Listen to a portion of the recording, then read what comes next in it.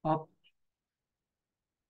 before we start, meron tayong volunteer for prayer, please. Sino po?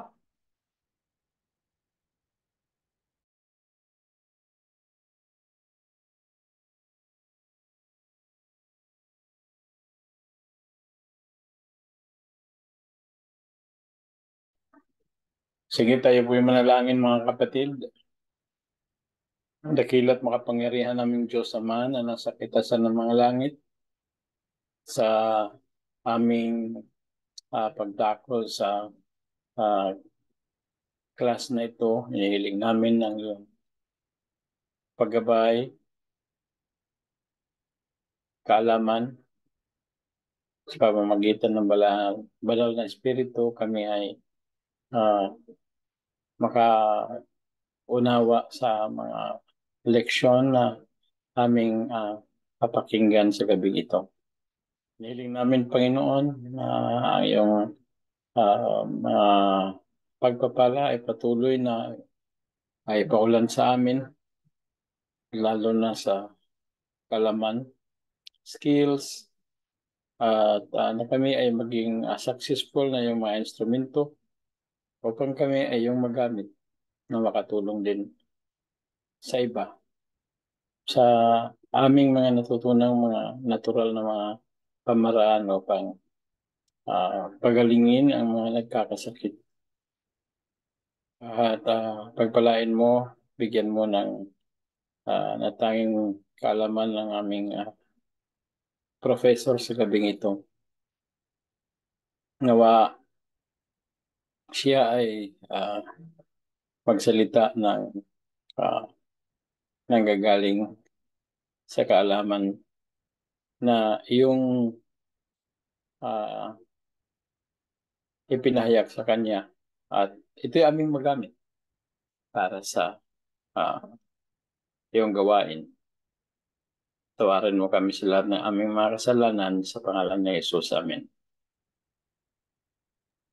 Amen. Thank you so much, Doc Ray, for that prayer. So we will proceed right away sa ating lecture.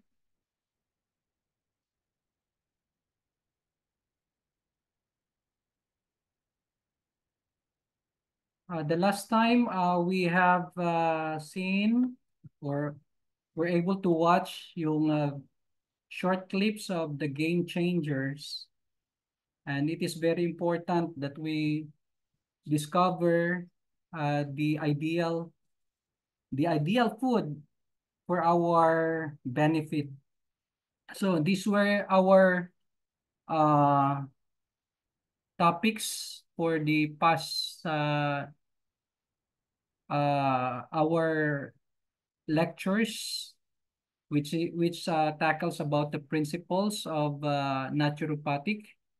And we have reached doon sa panglima, and we will tackle quickly itong dalawang part na natitira, health promotion and disease prevention, and wellness and the well-being. Because tonight, mag-start na po tayo about sa mga diseases, no? And we will start with cancer. Ayan po, no? Tonight, we will start with cancer. So ano po ang mga interventions, modalities, at the same time ay mga approaches na ginagamit ng Naturopathic Federation, World Naturopathic Federation, iba-ibang bansa. We will have a look at ang mga difference na kanilang mga ginagamit. This is approved by the World Health Organization po, itong mga approaches na ito, and you will be able to see ay makakapag-create kayo. If not, if you have already, no, yung mga practices, kung sino man sa atin dito na may background ng naturopathy or at the same time yung mga herbalism, no, or yung mga basic na mga remedies, na mga common remedies for diseases, ay makikita nyo ay napakahalaga, especially for the Seventh-day Adventists, yung New Start. Very common ito, babalik-balik po ito na ating gagamitin as we go on, we progress, and we tackle itong mga very deep na mga issues of diseases, especially tonight we will tackle yung cancer and different kinds of cancers, no? Progressive po ito. I'll give you a background if this will be progressive. First, parang patikim lang.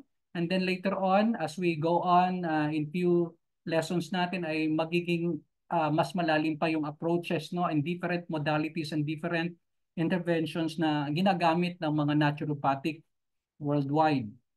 Okay, so dito sa health promotion and disease prevention, part ng principle ito. Ang sabi po dito, the prevention of disease and the attainment of optimal health are primary objectives of naturopathic practice, working with individuals and communities to maintain health and optimize wellness through all stages of the life cycle is a core concept in naturopathic care. Naturopathic holistic healthcare and preventive care involves simultaneously applying the naturopathic principles. Again, those 7 principles, identifying and addressing the causes or cause of symptoms and symptoms on diseases, developing an integrated treatment plan that applies the healing power of nature, educating a patient about the changes that are recommended to achieve full health while encouraging patients to engage actively in their journey back to health and well-being. So napakahalaga po, no? Na nai-educate natin ang ating mga patients with regard to this. Naturopathic medicine aligns with the health promotion and disease prevention framework by promoting a health lifestyle, assessing risk factors, determining susceptibility to disease, and applying appropriate therapeutic interventions. Another one, community education is a key activity of the global naturopathic profession, with naturopaths and naturopathic doctors utilizing a wide range of patient education tools for changing health behaviors, implementing self-guidelines, and providing lifestyle recommendations for managing specific diseases, no? As you notice, ang ating generation ay napakarami ng mga pamamaraan for health to combat yung mga technologies, mga inventions, ano po, and then the knowledge. But then, as you can see, ay makikita din po natin ang tao ay umiigsi pa rin ang buhay. Ano po? Paigsi pa rin ang paigsi ang buhay. Majority na lumalagpas ng 100 ay extreme na po ang category nila, no? But mostly below 90s and nowadays tumuntong ka ng 50 ay maswerte na, no? Parang it's an ano na, a privilege. 50, 60, 70 pataas ay privilege na na umaabot sa mga ganong edad, ano? Privilege na kasi marami po ang namamatay as early as yung mga young age pa lamang. Okay.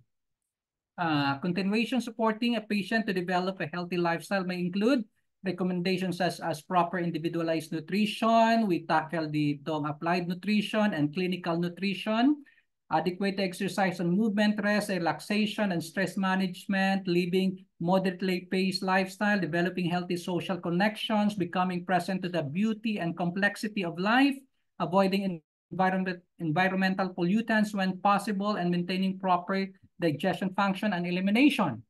So these are very important, and then again, as you notice, ito ay part and portion na kung saan ay natatakel ng yung tinatawag na New Start. Okay? Papansinin nyo, ibang mga terminology lang ginamit, but most likely, ito po ay the same lang. Ayan. Okay. Naturopaths, naturopathic doctors treat patients throughout all life stages of life for both acute and chronic conditions, as well as for those seeking preventive and or palliative care. When we say palliative care, medyo ito ay focus doon sa kanyang disease. Ano? Naturopathic assessment includes inquiring about environmental exposures and external influences that might be affecting a patient's health, determining the impact of social relationships and community on health, genetic and hereditary factors, and the impact of current and previous medical interventions. Those are considerations in treating sa natural remedy or naturopathic practice. Okay. And lifestyle behaviors are paramount to disease prevention and health promotion and in preventing minor illnesses from developing into a more serious or chronic degenerative diseases. Ayan.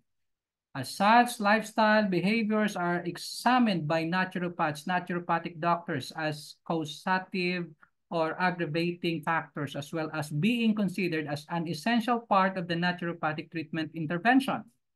So nakita po natin ang mga work ng naturopaths na nagpa-practice nito na kung saan ay lahat ng angle po ay tinitingnan po natin. So hindi po tayo nagtitreat in just a mere yung symptoms lang, but holistic, no? Personalized, at lahat ng anggulo po ay tinitingnan po natin. Okay? Now we go on wellness and well-being. Medyo fast po ang ating pagdi-discuss. It tackles about, let me read, naturopathic doctors focus on supporting their patients to achieve wellness rather than simply just avoiding or addressing illness. Hindi lang po yung simptomas, again, but rather yung holistic approach. They work with their patients to help each individual experience well-being. Wellness is often associated with the establishment and maintenance of optimum health and balance. Whereas well-being is based on each person's perspective of their life and is a state inherent and obtainable by everyone regardless of symptoms or disease or diseases. Okay? Now, let's go to cancer. Ito na, magtitreat na po tayo ng cancer. What are the highlights of treating cancers? Different kinds of cancer, breast cancer, prostate cancer, colorectal cancer, and so on and so forth. As you notice, as we go on through these interventions, and these are actually practices already from different nations and different years na makikita po natin na nag-i-improve. So makikita natin what are those practices, interventions, modalities, and approaches that are very beneficial sa atin sa Pilipinas. What are those availability na po pwede natin i-apply sa Pilipinas? So nakakonsider tayo as Pilipino sa ating kultura, and especially kapag tayo ay we consider spirituality. So ano yung po pwede sa atin as Seventh-day Adventist? Ano yung hindi natin po pwede i-apply? Baka mamaya yung ina-apply ng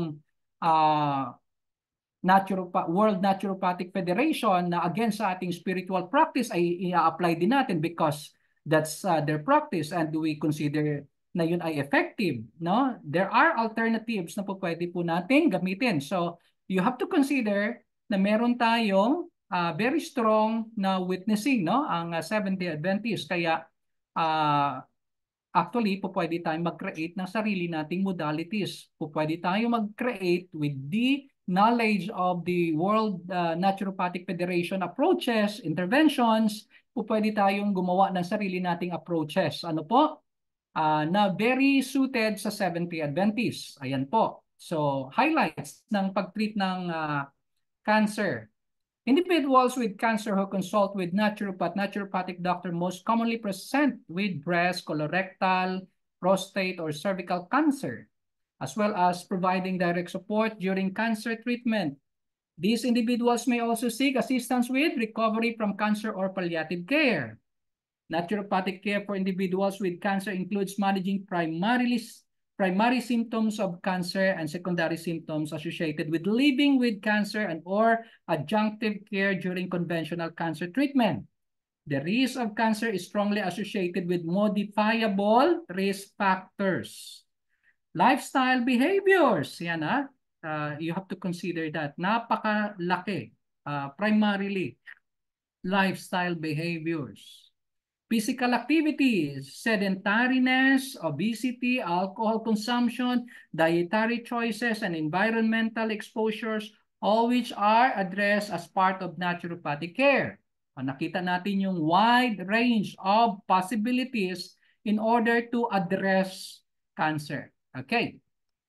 Another highlights, and sabi dito, the naturopathic individualized patient-centered approach to healthcare using a diverse range of therapies and practices is well suited in the prevention, treatment, and management of cancer. About 93.2% of the clinical research investigating naturopathic interventions for cancer and cancer-related conditions reported as positive outcome in at least one primary or secondary outcome measure.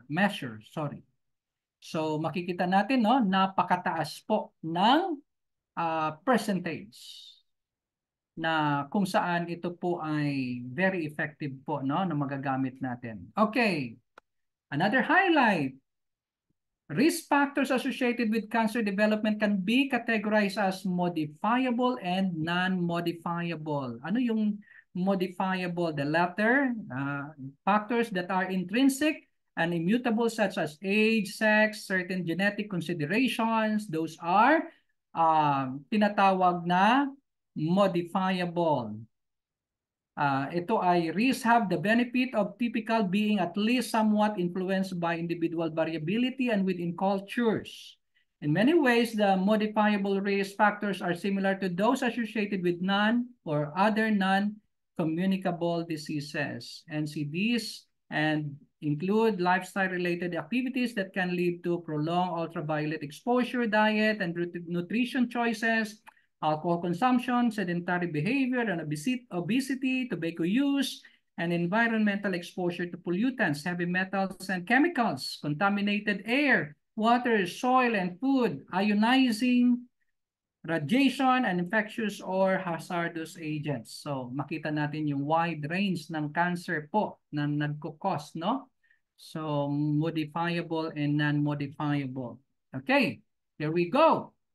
So, nandito na, magtitreat na tayo. Uunahin natin ang breast cancer. As you notice, ito ay aking papalakihin. Let me check kung kaya kong palakihin. Wait a second. Maliit po ba sa inyo? Or malaki? Maliit mo. Maliit. Okay, papalakihin ko ng konti. Let me check. So, dito muna tayo sa breast cancer. Enlarge ko po. As you notice, dito sa 2007, ito ay India. Randomized controlled trials ang kanyang approach. Tapos, of course, ang ating gagamutin, ito ay mga proven and tested na po nila, no? Since 2007 pa, ginagamit na po nila nito. But later on, you will see different approaches from different countries. So makikita mo yung difference ng mga approaches po, no? Or intervention. So sa atin, every now and then ay magpapasok po tayo. If you have with you, yung pwede nyo i-copy po ito, mas maganda ano nyo po, screenshot nyo po, no? Kasi ayoko nang balikan ito. You should have a copy of this kasi napakahalaga nito. Ito yung mga basis ninyo. And then for those who are very good listener, you jot down kasi yung mga important ng practices sa Pilipinas, I will give it sa inyo verbally, no? Hindi nakasulat but verbally. Okay? So you have to focus at kinakailangan ay attentive po tayo, no? Sa ating discussion. Okay. Dito sa breast cancer, makikita nyo ang ginamit sa intervention is yoga. Okay? So I do not recommend you use yoga. Very effective ito actually sa itong record na ito na nakatala sa World Health Organization na ginawa ng World Naturopathic Federation, inaccept ito kasi mabisa siya. So ano ang ating alternative dito as Seventh-day Adventist? Ano yung tama? Makikita niya natin nandun sa New Start, andun yung trust. So balik tayo doon, no? Ang pinaka-core group dito is yung socialization within the church. Yun ang nagpapalakas sa atin, yung faith natin. Trust in God. Yan, ano? So, ang meditation natin is hindi po yung meditation ng yoga, but rather meditation on God's Word. Okay? Yun po yung ating alternative dito. Hindi natin susundin yung mag-yoga-yoga din tayo kasi hindi naman po ito practice ng Seventh-day Adventists. Okay? Mapapansin nyo, may dose ito, duration of treatment. Makikita nyo, 6 weeks, no? Ipalilitan ko lang kasi I need yung wait, second. Teka, papalitan ko lang. Kinakailangan ko, wait. Kinakailangan ko ng laser pointer. Ito, papalakihan, sorry. So, nakita nyo dito, 6 weeks or 90 minutes progressive sessions. Sa atin ito, everyday, kung tayo ay mga Seventh-day Adventists, ay napakahalaga po yung ating relationship sa ating Panginoon, ano? And then, meron ditong supportive counseling and light exercise. Ayan, makikita nyo yung supportive counseling po ay spiritual po pwede dito. And then, yung mga life coaches, like tayo po, no? Ako po ay nagpa-practice din ng life coaching. So, pwede yung mag-practice tayo, tayo ay magagamit din, ano? Dalawa na, no? Yung panggagamot at the same time spiritual aspect, no? Dito, pag sinabing light exercise, ito yung lakad-lakad lang, tapos moderate biking. Hindi po pwede yung pawis-pawis, todo pawis, ano? Light exercise lang. So, measure of outcome. Yung anxiety bumaba. So, dito, pagpapansinin po natin, you have to discover kung bakit anong stress meron siya. Ano yung lifestyle niya? Ano yung diet niya na nag-cause na siya nagka-cancer.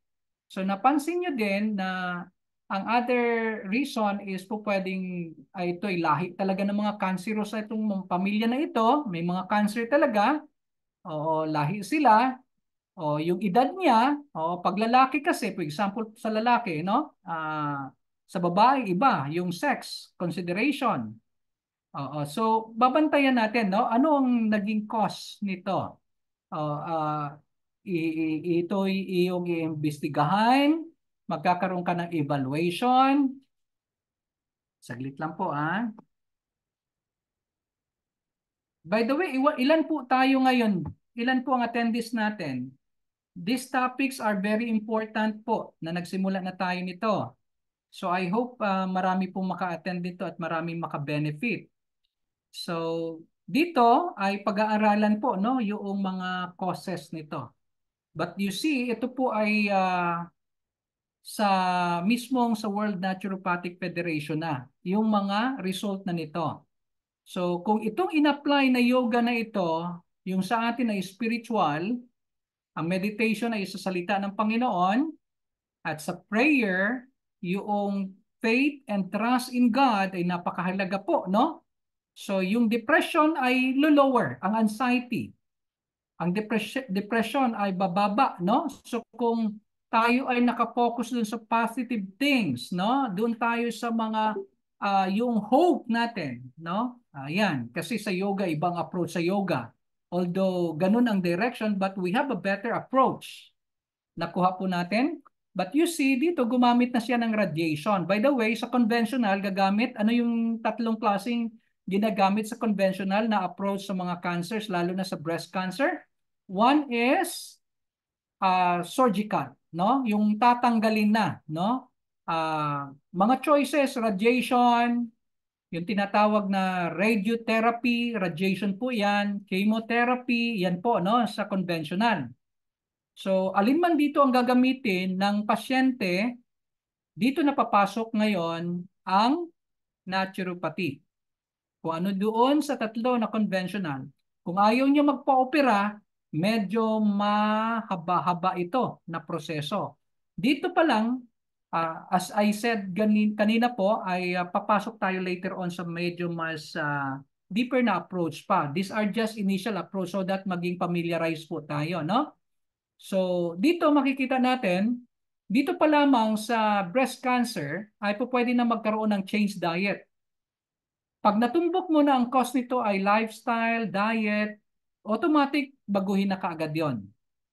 Pag natumbok na, no? So, ano yung mga intervention na tugma kay breast cancer?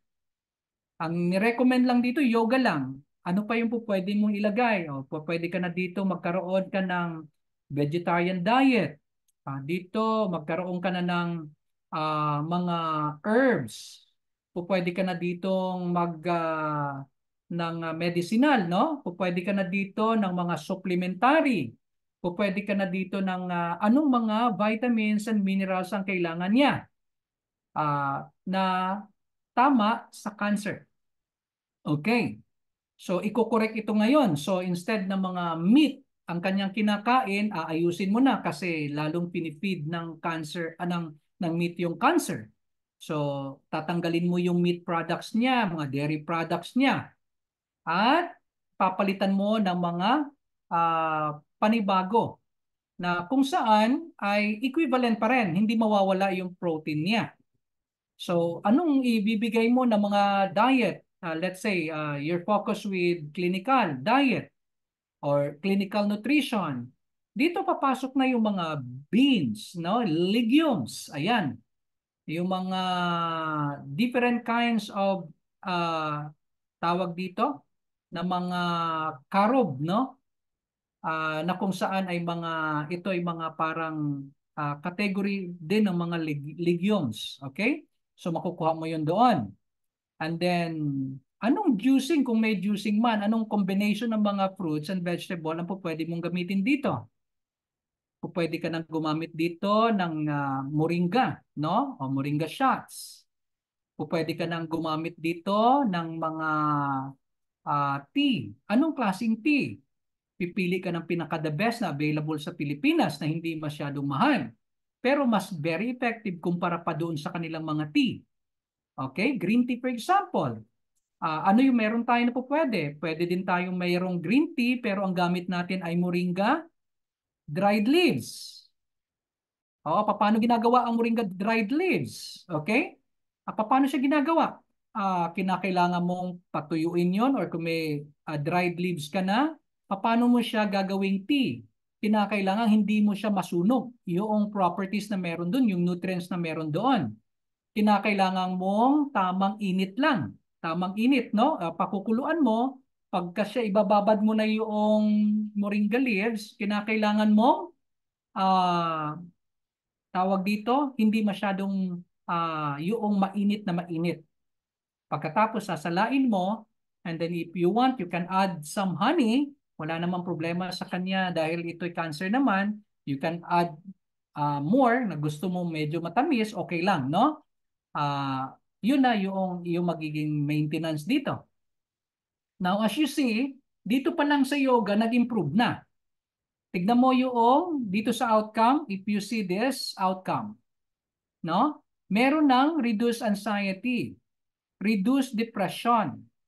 Anong ginamit niya? Yoga, no? Yoga pa lang, okay? Makikita niyo yung differentiation na nag-improve na siya. Okay? So, dito, anong approach ang ginamit? Gumamit sila ng, ang BL dito, baseline, meaning to say, so 6 weeks, 1.5 month, ayan, pre and post radiation. Tapos sinabayan na ng yoga. Kung ito ay nandito tayo sa spiritual na makikita mo baka much better pa ang result nito. Okay? Sa radiation, makikita natin yung damage ng DNA is reduced. Itong alkaline single cell gel electrophoresis or COMET assay, ito po ay test po ito, no? Test po ito na kung ano yung damage ng cells. So makikita dito, this is a test, no? So kung tayo ay may mga pasyente, importante po yung may mga laboratory test tayo kasi malalaman natin anong differentiation na. Doon ba sa modality or intervention na ginamit natin, nag-improve ba? Ito ba ay gumanda? Meron bang progress? Okay, dito pa lamang ay nakita na, no? Nag-reduce ang DNA damage. Anong gamit niya? Yoga. So, mapapansin natin later on ay ating papasadahan pa ibang part ng breast cancer. Let's go, proceed naman tayo sa prostate cancer. Kasi ito ay mga light lang na nilatag and then later on ay mas lalaliman pa natin. Okay. Ito naman, 2015. If you see this sa ating slide, this one is prostate cancer para sa mga lalaki po, no? Kanina ay breast cancer sa mga babae. Huwag namang mangyari po na mabaliktad, no? Okay? So, prostate cancer, ito po, uncontrolled trial po, no? So, ano ang intervention na ginamit? Mediterranean style diet.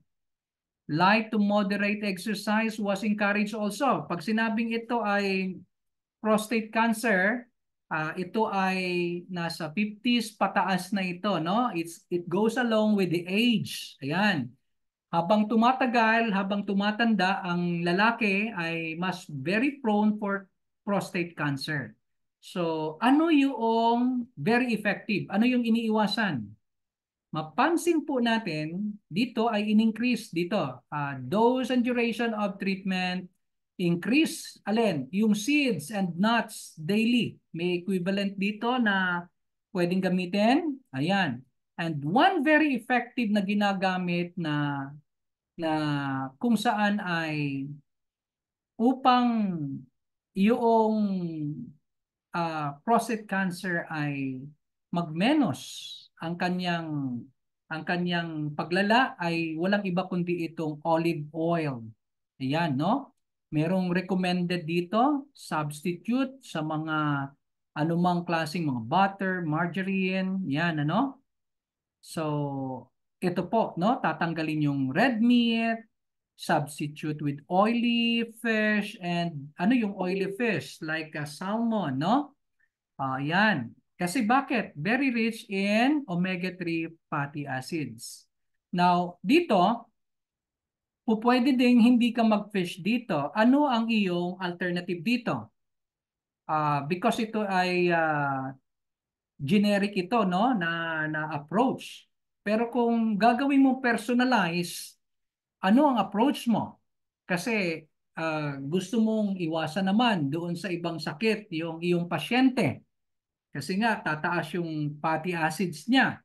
O dito po pwede kang mag-approach dito ng moringa. Moringa shots. We called it moringa shots, no, yung fresh na dahon ng moringa, yun ay i-blend yon, lalagyan mo ng squeeze lang ng lemon juice and honey, yung jigger size, pwede na yon, no? Twice a day, once or twice a day, napakataas na, makukuha mo na yung iyong omega-3. And not just omega-3, nasa 300 different kinds of nutrients ang makukuha doon. So, pwedeng i-address ito dito. And then, kung ikaw ay hindi po makuha ito, pwede mo pasukan na dito ng supplements, no? Papasukan na ng supplements. But nakita mo yung approach kung paano siya, you can retain the olive oil. Yan, no? Napakahalaga yung olive oil. Pag sinabi pong Mediterranean style diet, tinatanggal yung protein. Okay? Much more on vegetables. Tinatanggal yung protein. Now, dito, pwede ka nang mag-approach dito ng vegetarian na rin. Mas diretso ka na, direct ka na, no? So dito na approach ng Mediterranean, tignan nyo sa itong Holman blood spot fatty acid profiles, pre and post intervention, ito po ay test, no? Anong nangyari dun sa test na nag-apply na siya nito? As you can see, kanina yung sa breast cancer, 66 ang patients dito or participants. Merong intervention na 35, 33 yung control. Dito ay pangkalahatan na, number of participants 20. Ang result na nag-change ng Mediterranean, hindi pa ito vegetarian, as you can see. ay maganda na ang result. Reduce saturated fatty acids. Ito po yung iniiwasan. Okay? As you notice, ito yung iniiwasan. So, with this na iniiwasan, nag-increase ngayon ng omega-3 fatty acid which is beneficial doon sa case ni prostate cancer. Okay? So, nakita niyo po yung difference. No? Nakita niyo na yung result.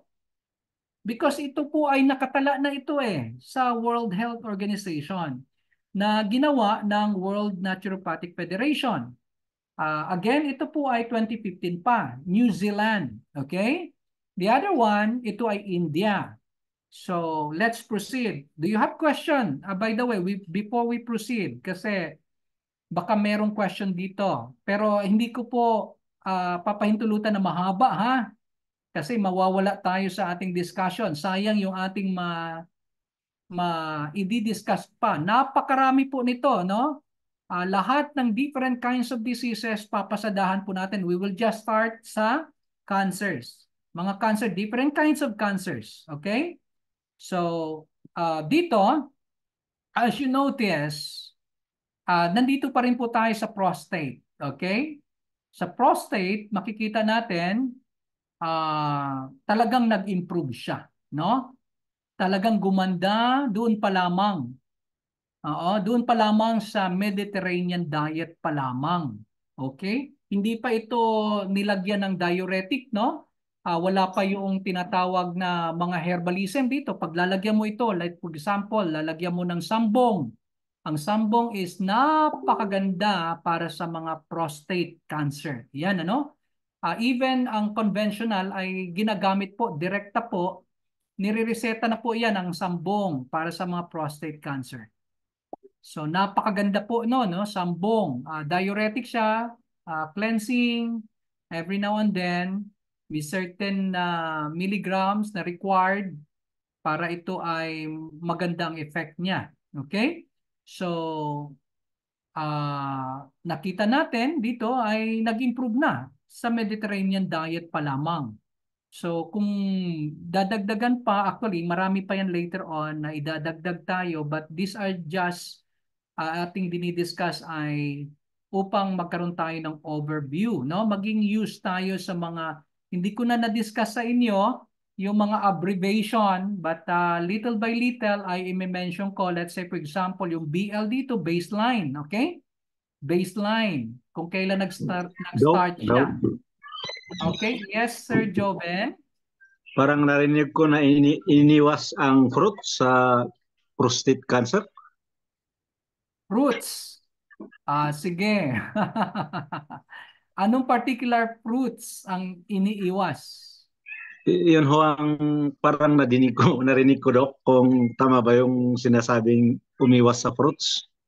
Actually, ang pinakamagandang diet is Mediterranean ang nirecommend ng World Health or rather ang World Naturopathic Federation. Yung vegetarian ay kasama na po doon ng fruits. Mali siguro yung pagkadinig ko doon. Sige Dok, sige po. Salamat po. Okay, okay. Sige. Sige po. Later on ay i-discuss natin. But meron some degree kasi may mga ano yung particular, although ang fruits kasi at saka vegetable, ang kung ano yung mga nutrients na meron siya, usually ay very minimal yung harm na po pwedeng idulot sa kalusugan. No, lalo na yung seasonal fruits ay so minimal. Ang let's say for example, marami nagsasabi na iwasan ang mga munggo para sa mga arthritis, masakit ang tuhod. I tell you, sa bahay po namin, ako ay 50 years old na, ay every day ay hindi po nawawalan ng legumes, no? Different legumes, beans, munggo, and so on and so forth. Wala pong problema ang mga tuhod namin. Yan po ang totoo. But mostly ay biniblame doon sa beans. Hindi po yung beans ang problema. Yung hinalo doon sa beans. Okay? Or legumes or mga munggo na yan. Yung inihalo doon. Yun yung problema, hindi po yung legumes ang problema. Okay?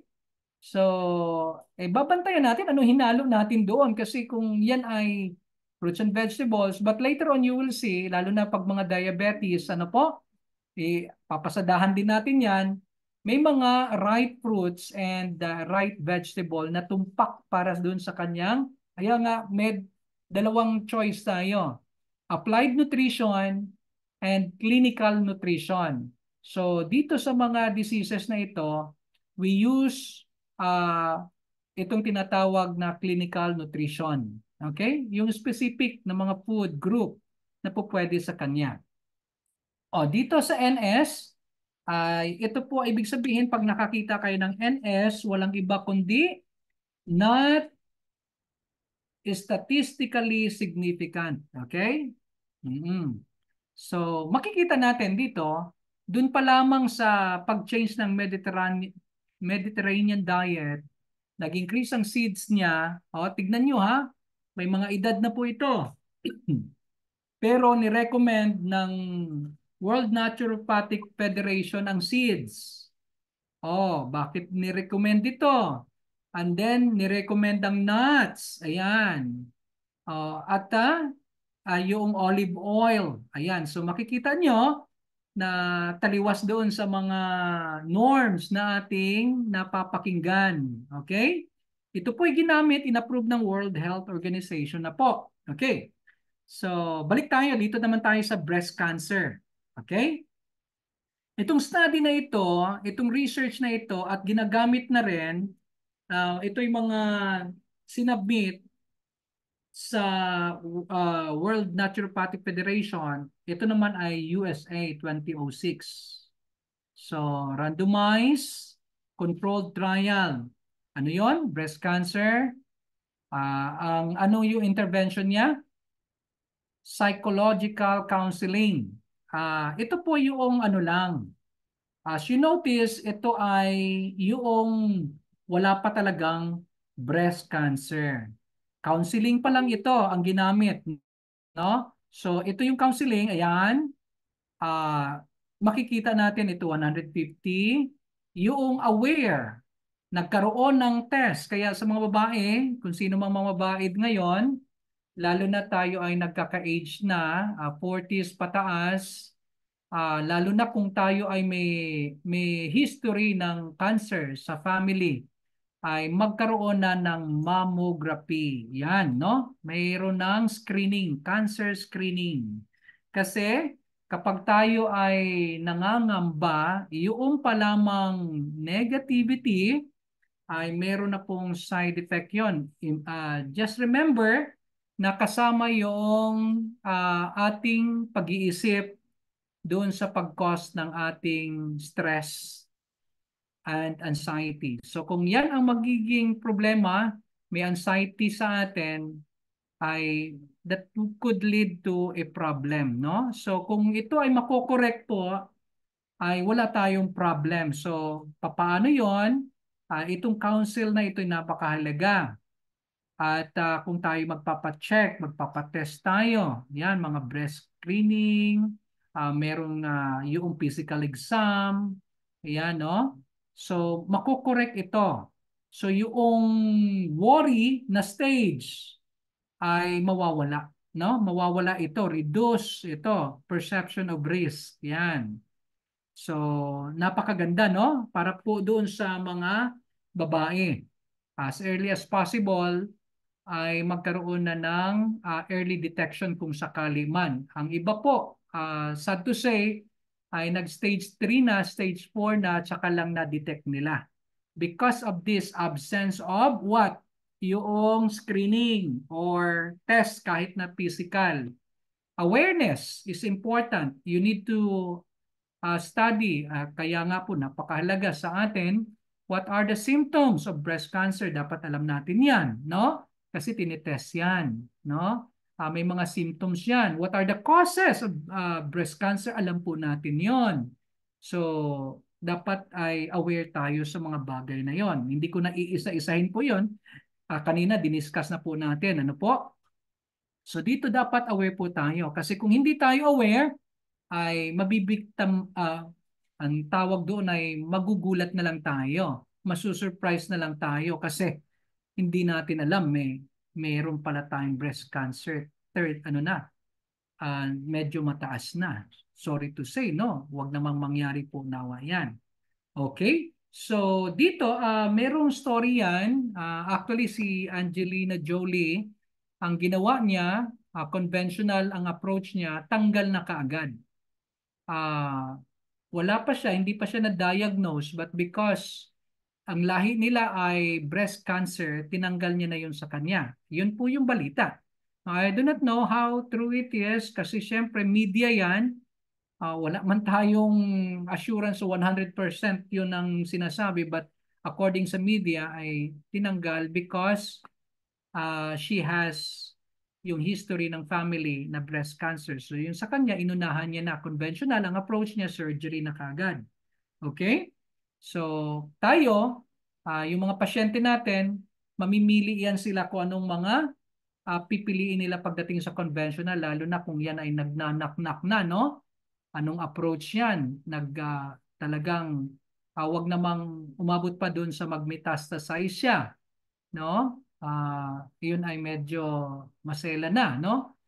At doon pa lamang sa hindi pa siya nag-metastasize, ang conventional is very effective. Yung surgical, radiation, tsaka chemotherapy. Very effective yung conventional na approach na yon, yung tatlong minention natin. Let's proceed. Dito ay makikita natin dito ay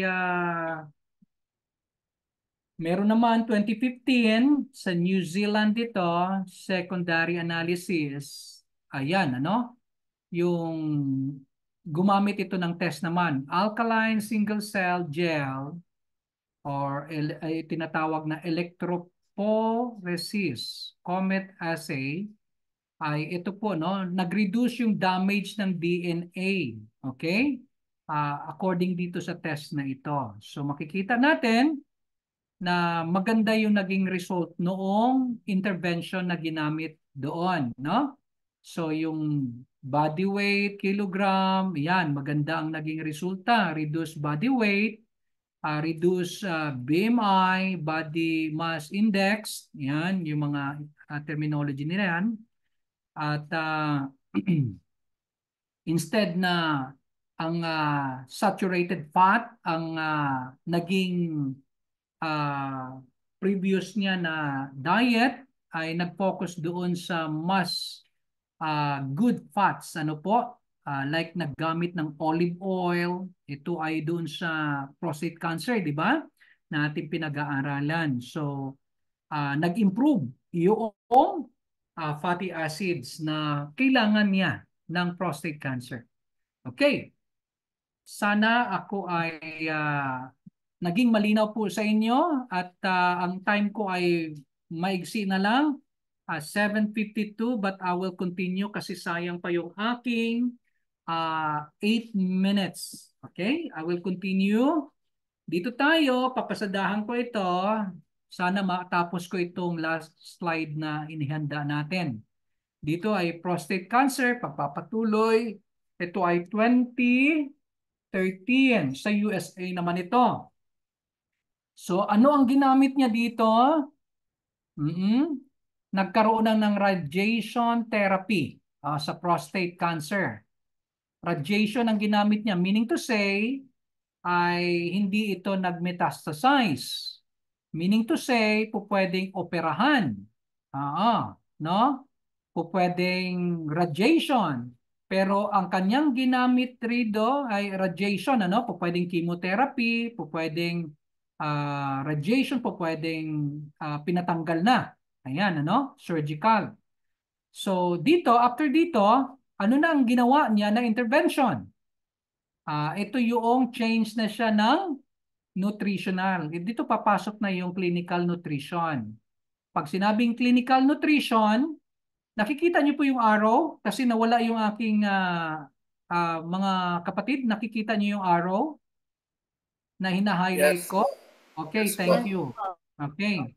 So dito ay nakita nyo pinataas yung antioxidant supplementation. Ayan, ano? So, antioxidant. So, kung ang pagkain dito, nag-change ng diet, mas mataas yung antioxidant, meron pang supplementary, mas mabisa pa. Tapos, again, dito, no, yung prostate cancer, may mga herbal pa tayo, no? Samahan mo dito ng sambong, samahan mo dito ng buto ng malunggay, ayan, no? Kasi ang buto ng malunggay ay cancer buster. Yan ano? Medyo mapait lang siya pero cancer buster po ang buto ng malunggay. Ayan. So, makikita natin dito, andito yung mga dosage niya. Ayan. Makikita nyo yung meron siyang dinagdag na green tea. Ayan. Dito po pwede nating may substitute tayo na yung malunggay leaves, dry leaves na gawin nating tea kasi mataas yun sa mga nutrients, especially dito, no? Ito mga mini-mention dito. Ayan, yung mga vitamin C, yan, 500 to 1,000 milligram. Ayan. Vitamin E, 200, 400 IU. Yan. So, ito na mga ginagamit. Proven po ito, although not statistically significant yung outcome, pero ito ay malaking bagay, no? Na makakatulong doon sa prostate cancer. Okay? So, ito 134 ito, no? 134 yung patients dito, yung participants. Okay? So, makikita natin yung mga intervention nila. Okay? So, bunta naman tayo dito sa colorectal cancer. Ito naman ay 2013 sa USA din. Ano yung approach na ginamit? Again, if you kinakailangan po, mas maganda mapicturean nyo. Po pwede nyong mapicturean ito kasi hindi na natin babalikan ito. Iba namang mga approaches ang ating pag-aaralan. Sa colorectal, USA ito, ang pinakamabisa niyang intervention na ginamit ay walang iba kundi, ano to? Sino nakakaalam nito? Yung common name nito? Anybody? Na may dosage siya. 250 milligram capsule. Pwede din gawing tea. O laga na lang. Pero kung gusto mong ma-monitor, ay kinakailangan by capsule. Ito po ay ginger, no? Colorectal. Yan, mga cancer sa colon. Ayan. Although dito placebo, no? 21. Apoptosis markers. Ayan. Yung meaning to say, yung mga cells dito na kung saan ay nasugpo na o anong tawag doon o na ano na eliminate na, ayan. Ay may mga result na kaagad, ano? Ito. Ayan. These are tests, no? As you notice, ito po ay mga tests, okay? At makikita natin nag-reduce ang proliferation, meaning to say yung pag-progress, pagkalat. Ayan. So, dito pa lamang ay may maganda ng effect yung ginger pa lamang. Okay? So, dito, pagsasamahan mo ito ng, let's say, for example, basta't cancer, papasukan mo dito ng kasama na yung malunggay seeds. Ayan, line up ng different herbs, no? Nagagamitin. Ayan, no? So magkakaroon na ito ay magkakaroon ng tremendous impact dito sa pag-reduce ng proliferation. Okay? So ito ay proven na ito. Pero sa atin, sa Pilipinas, ay meron pa tayong mga ginagamit dito na mabisa din. Okay? So, napakaganda na meron tayong sarili sa Pilipinas na ginagamit na. Ayan. So, makikita natin ay dito pa lamang ay tremendous na rin kahit papaano yung impact. Okay? Dito, nag-mention naman dito sa menopausal, yung mga breast cancer survivors ito sa mga babae. Ayan. 2015, sa Germany naman ito. At makikita natin ay yoga. Oh, alam na natin kung anong ang alternative natin dito na po pwedeng gamitin. Sa ating trust, okay? Yung church, napakalaking halaga. Yung peers, yung social surroundings mo. Sino yon? Mga Adventists. Ayan. No, malaking bagay ito dito. Ay, sorry.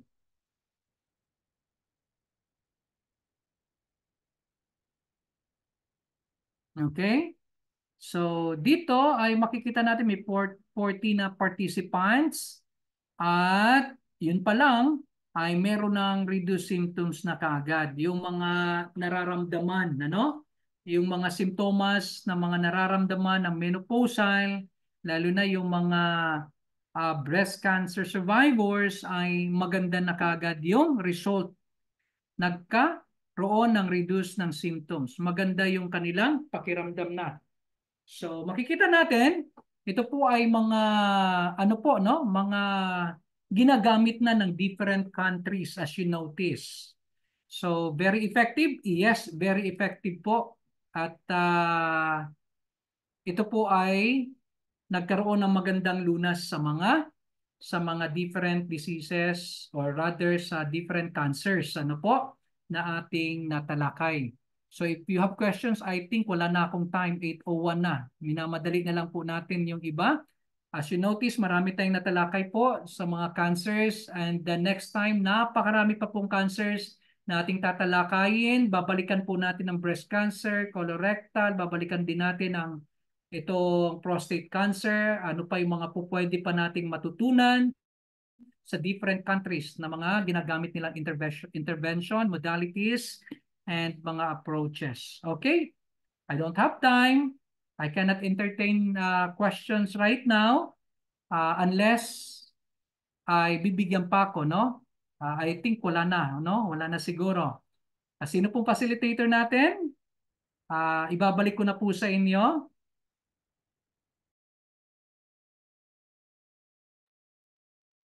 Andyan na ba si Dr. Jun?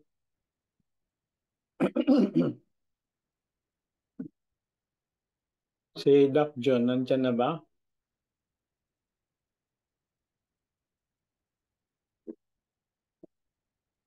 Hindi ko pa makita, Doc. So kung wala pa si Doc John, si Doc Aris, nandyan na ba?